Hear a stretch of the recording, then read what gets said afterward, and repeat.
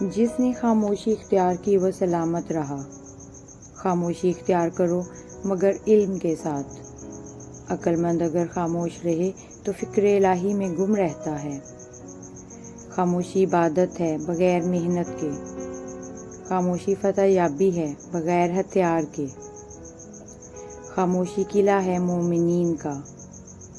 میں نے زیادہ بولنے والوں سے خاموشی سیکھی ہے۔ خاموشی نیند کی مانند ہے کیونکہ یہ علم کو تازہ کر دیتی ہے۔ دنیا کی بہترین دوا خاموشی ہے۔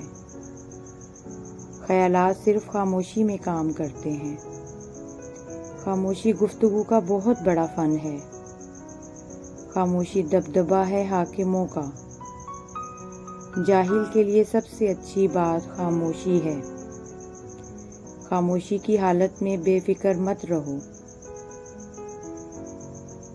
خاموشی سب سے زیادہ آسان کام اور سب سے زیادہ نفع بخش عادت ہے۔ جاہل کے لیے خاموشی سے بہتر کوئی چیز نہیں ہے۔